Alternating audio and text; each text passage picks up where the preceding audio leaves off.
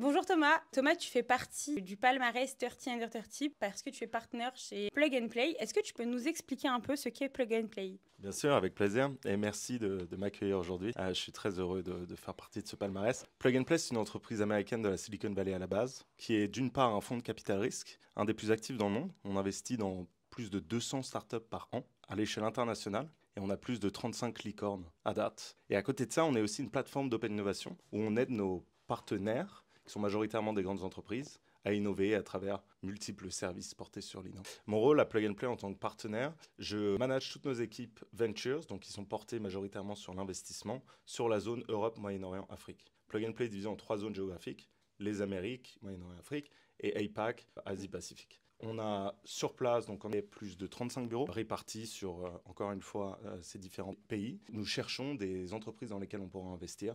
Et donc mon rôle est de guider les équipes à trouver des pépites, à les revoir, à négocier des termes et à pouvoir par la suite investir, accueillir ces entreprises dans notre portefeuille, les aider à grandir, etc. J'ai commencé à la base en tant qu'associate. J'étais dans la Silicon Valley, puis Berlin, puis je suis retourné en France. J'ai contribué au lancement de 9 bureaux à date, ce qui fait que j'ai bougé à droite à gauche. Par la suite, on m'a nommé directeur France. Et après cela, on a créé un comité d'investissement Europe, Moyen-Orient, Afrique, puisque avant, tous les investissements étaient faits de notre siège social qui est dans la Silicon Valley. Et j'ai pu passer partenaire après pour pouvoir manager officiellement toute cette zone sur nos activités de ventures. Partenaire chez Plug and Play, c'est la personne qui dirige, je dirais, des activités d'investissement. Okay. Pour la simple et bonne raison que Plug and Play est un family office d'une personne. Elle est détenue par Saïd Hamidi, qui est une personne qui a été dans diverses industries et qui a créé l'équivalent de Station F dans les années 90, en face de Stanford. Et il a eu de la chance puisque les premières entreprises qu'il a accueillies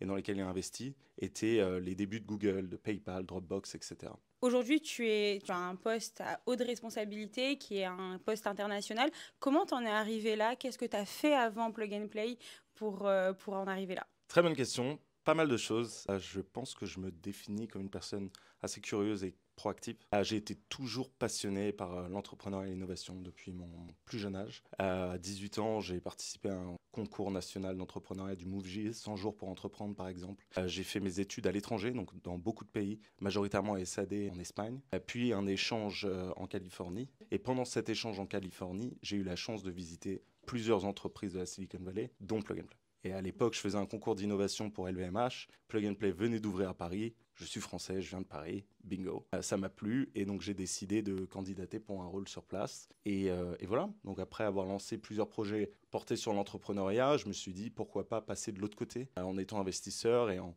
je dirais, utilisant toutes les connaissances que j'ai pu acquérir au fur et à mesure à travers ces différents projets afin de trouver des pépites entrepreneuriales dans lesquelles on voudrait investir. Alors justement, dans ce classement Under 30, on a beaucoup de jeunes entrepreneurs. Quelles sont les cases à cocher pour que justement Plug and Play investisse dans une entreprise? C'est une excellente question. On fait beaucoup d'investissements, comme tu le sais, plus de 200 par an.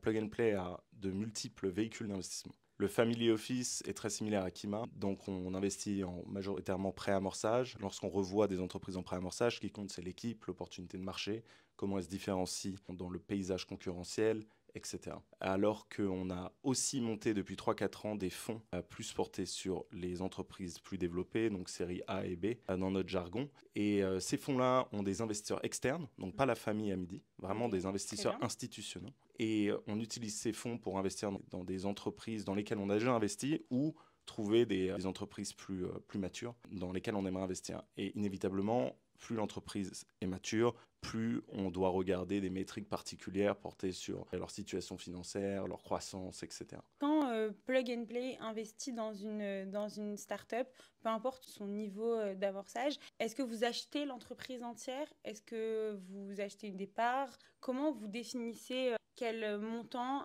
est égal à combien de pourcentage? Très bonne question. Alors, tout dépend du véhicule d'investissement, puisque nos véhicules d'investissement ont des thèses totalement différentes. Le Family Office, donc le fonds majoritairement en pré-amorçage, le but est de pouvoir investir des tickets relativement faibles, mais dans beaucoup de startups, et de les faire bénéficier de notre écosystème. Donc, au lieu d'investir des plus gros tickets dans moins de startups, on préfère investir des petits tickets dans plus de startups, puisque Plug and Play a une dimension vraiment internationale. Donc, c'est plus stratégique pour nous d'avoir cette thèse d'investissement. La valorisation de ces entreprises, souvent, n'est pas définie par Plug and Play. elle est définie par des fonds lead, donc les fonds qui mettent les plus gros tickets, alors que nous, on vient en follow, donc comme suiveur. Alors que nos fonds plus matures, donc ceux que je mentionnais auparavant, qui se focalisent majoritairement en série A et B, eux peuvent prendre le lead. Ok, c'est eux qui définissent la valeur de l'entreprise. Exactement, donc on négocie avec les entrepreneurs à travers des comparables, des multiples et plusieurs méthodologies afin de pouvoir trouver la meilleure valorisation. Ça fait combien d'années que tu travailles pour Plug and Play? Ça fait bientôt 6 ans,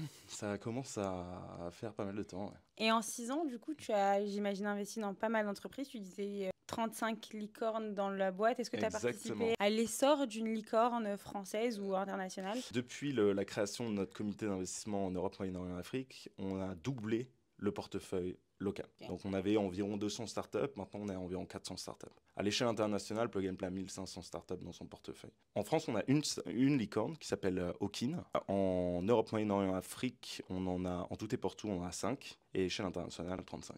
Super. Et du coup, est-ce que tu peux nous dire quelle start-up tu as choisi d'accompagner et dont tu es particulièrement fier aujourd'hui, si tu as le droit de la citer? Je pense qu'il y en a deux. Une qui me tient à cœur particulièrement, puisque c'est une personne que j'ai nominée aussi pour les Forbes Sunday Under 30, qui l'a eu, mais pour Europe, dans la catégorie santé. Et toi qui es marocaine, je pense que tu le connais peut-être, c'est Sport Biotechnology qui a été créé par Amin Raji, très fier du parcours qu'ils ont pu entreprendre jusqu'à présent. C'est une start-up vraiment disruptive et qui répond à un besoin vraiment crucial. Ils ont l'équipe parfaite pour arriver à leur fin et ils ont une croissance juste démentielle. Donc je m'en fais pas pour eux et j'en suis sûr qu'ils deviendront une licorne plus rapidement qu'ils ne le pensent. Alors, tu as été élu Under 30. Tu l'as découvert un peu particulièrement. Est-ce que tu peux nous expliquer pourquoi tu as participé à ce classement? Qui t'a conseillé? Comment tu l'as connu? Écoute, ça fait pas mal d'années que je connais, depuis mon plus jeune âge, soyons honnêtes, je pense que Forbes est un média de renommée. Je connais le média depuis longtemps. Je pense que c'est le rêve de beaucoup de personnes qui sont assez ambitieuses, de pouvoir montrer au grand public ce qu'on entreprend, faire voir aussi l'entreprise dans laquelle on travaille ou l'entreprise dans laquelle qu'on a monté. Et donc je pense que c'est une vocation que tout le monde devrait essayer de suivre, du moins. Je pense que c'est pas forcément facile. Je suis très heureux et humble d'en faire partie, pour être honnête. Mais je suis vraiment heureux. Et j'espère que ça pourra faire rayonner Plug and Play encore plus. Justement, toi, tu as commencé chez Plug and Play par le salariat. 90% des personnes qui sont dans le classement sont souvent des entrepreneurs. C'est aussi un peu la preuve qu'en étant salarié, on peut arriver très haut, très vite, avec beaucoup de travail. Exactement. Et encore une fois, je prône la proactivité. Je pense que surtout dans une industrie comme le capital risque, qui est de plus en plus en vogue, bien qu'il n'y a pas tant de fonds que ça, donc si tu vas interviewer les plus grandes écoles d'ingénieurs ou de commerce, la plupart ont envie de rentrer dans ce monde-là. Et tu te rends compte que c'est pas facile déjà d'y rentrer, que ça demande énormément de travail, de connexion, d'analyse, de suivi. Et je suis vraiment heureux et fier de faire partie de cet écosystème et de pouvoir trouver des pépites entrepreneuriales pour peut-être un jour, moi, monter un autre projet entrepreneurial, qui sait. Mais je pense que n'importe qui, à force de travail, de proactivité, peut accomplir de grandes choses, que ce soit pour son entreprise ou pour une autre entreprise. Alors aujourd'hui, tu travailles pour une entreprise qui n'est pas la tienne. Quelles sont tes ambitions pour l'avenir ?